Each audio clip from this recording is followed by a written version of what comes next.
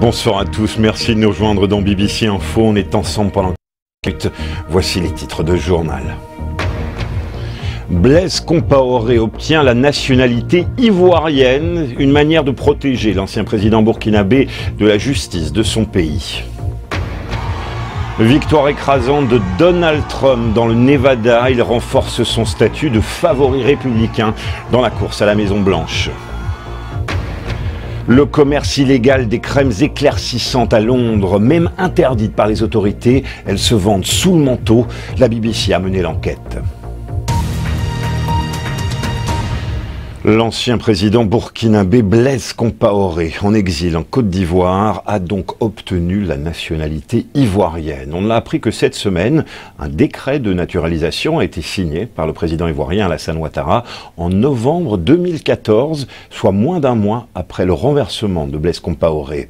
Cette naturalisation lui permet de se protéger de la justice burkinabé qui a lancé contre lui un mandat d'arrêt international. À Abidjan, les explications de Valérie Bonny.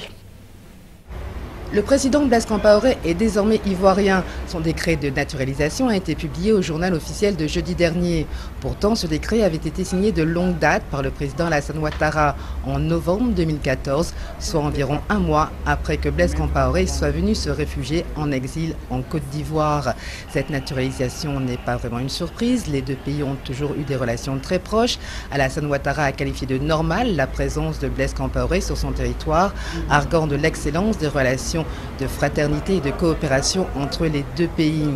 Depuis, la justice burkinabé a émis un mandat d'arrêt international contre Blaise Compaoré.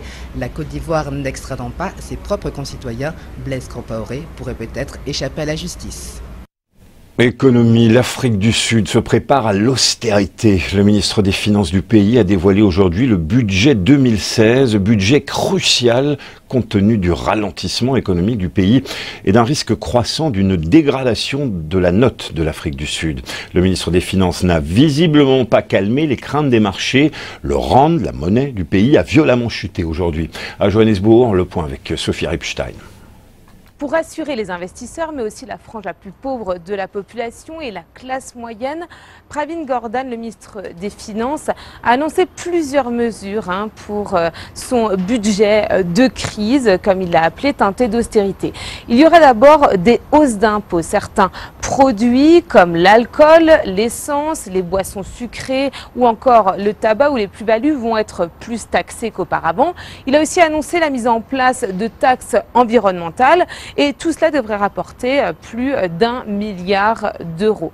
Par ailleurs, le ministre des Finances a annoncé que l'impôt sur le revenu, lui, ne va pas être augmenté afin de ne pas pénaliser la classe moyenne. Il a aussi expliqué qu'il y aura une baisse du plafond des dépenses publiques et pour réaliser ces économies, eh bien, il va réduire le nombre de postes au sein de la fonction publique.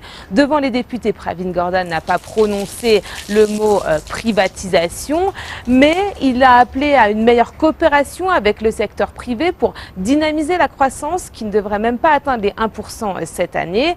Selon les experts, il va falloir encore beaucoup plus d'efforts de la part du ministre des Finances pour réduire les inégalités criantes qui créent beaucoup de tensions sociales en Afrique du Sud. Tout cela afin d'éviter une dégradation de la note de la dette du pays. En bref, et en images, manifestation de joie dans les rues de Benghazi en Libye. Les forces gouvernementales ont repris le contrôle d'un secteur occupé par des djihadistes, dont l'EI et Ansar al-Sharia. Benghazi, deuxième ville de Libye, est le théâtre depuis 2 ans de combats sanglants entre forces loyalistes et groupes djihadistes. Ces derniers restent cependant dans un autre secteur du centre-ville. Première condamnation en Allemagne. Après les agressions de Cologne, un jeune Marocain a été condamné à 6 mois de prison avec sursis pour avoir volé un téléphone portable pendant la nuit de la Saint-Sylvestre. Des centaines de femmes avaient été agressées cette nuit-là, notamment sexuellement. Des tornades meurtrières ont frappé le sud des États-Unis. Elles ont fait au moins 3 morts en Louisiane et au Mississippi.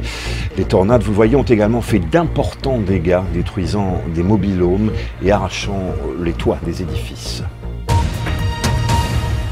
Mais Qui arrêtera Donald Trump? Le milliardaire américain a remporté une nouvelle victoire hier dans le Nevada, sa 3e victoire consécutive dans la course à l'investiture républicaine. Donald Trump devance largement ses rivaux Marco Rubio et Ted Cruz. Il est en position de force à une semaine d'un scrutin crucial surnommé le Super Mardi. Vénus Tunchimi-Imana.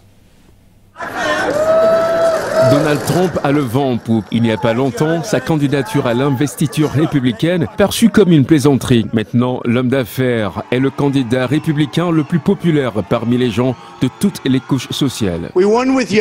Nous avons gagné avec les jeunes, avec les vieux, avec les personnes très éduquées, avec ceux qui sont très peu instruits. J'aime les moins instruits, avec les personnes les plus intelligentes, avec les personnes les plus fidèles. Et vous savez pourquoi je suis très heureux, car je le dis depuis longtemps, 46% des Hispaniques. Je suis le numéro 1 avec les Hispaniques.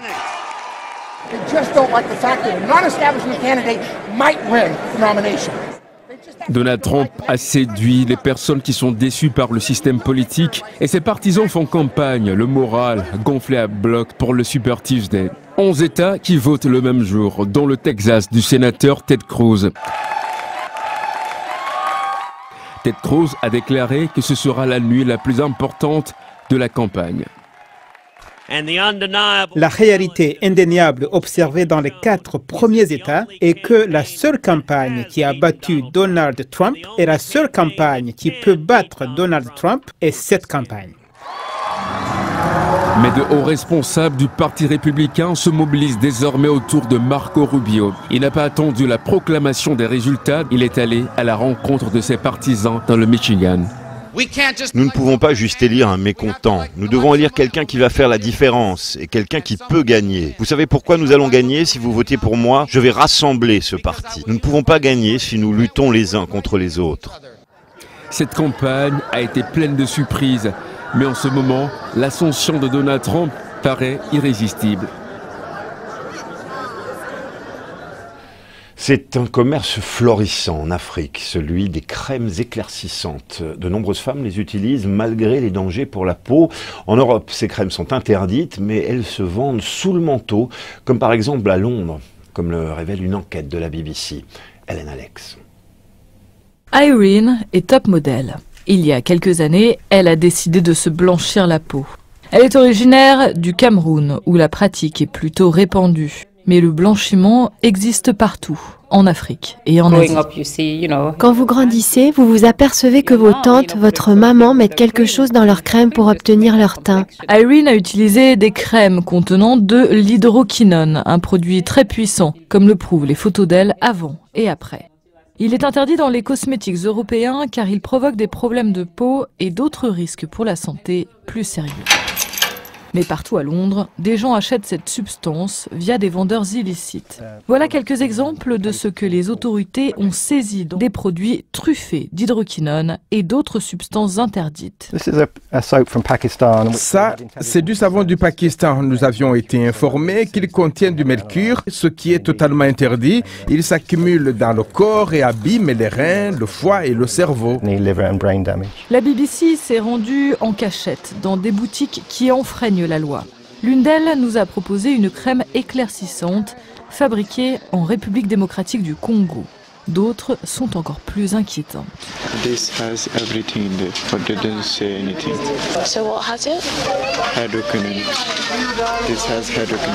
Le vendeur affirme que le cosmétique contient le produit interdit sans qu'il figure pourtant dans la liste des ingrédients. Des tests laboratoires ont révélé la présence d'hydroquinone dans 3 des 4 pommades que nous avons achetées dans ces magasins. Mis au courant, le propriétaire n'a pas souhaité commenter. Malgré la menace des conséquences judiciaires, il semble que de nombreux vendeurs de Londres ne sont pas prêts à jeter ces produits aux orties, car la demande reste forte, même si on risque sa peau à trop vouloir la blanchir. L'actualité sportive, pas de miracle pour Arsenal hier soir en Ligue des Champions face à Barcelone. Les Gunners se sont inclinés sur leur pelouse 2-0 face aux champions en titre en huitième de finale aller. 2 buts de Lionel Messi en seconde mi-temps. Arsenal risque d'être éliminé à ce stade de la compétition pour la 6e année consécutive. Dans l'autre match d'hier soir, la Juventus de Turin a fait match nul 2-2 contre le Bayern de Munich. La Ligue des Champions continue ce soir avec 2 autres huitièmes de finale aller. Manchester City se déplace au Dynamo de Kiev. Le club de Yaya Touré cherche à atteindre pour la première fois le stade du top 8 européen. L'autre match mettra aux prises le PSV Eindhoven à l'Atlético de Madrid. José Mourinho ne sait pas s'il sera le prochain entraîneur de Manchester United. C'est ce qu'il a affirmé lors de son voyage à Singapour, limogé par Chelsea en décembre dernier.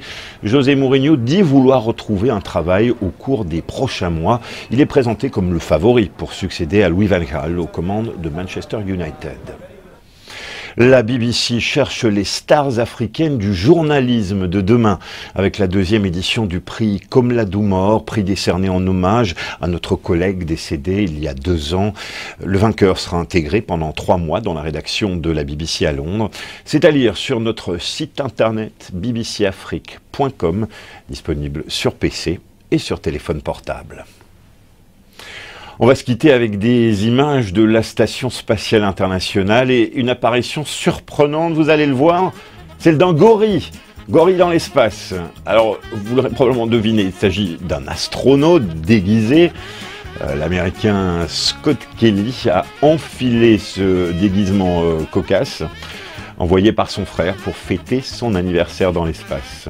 C'est la fin de ce journal. Très très bonne soirée à tous.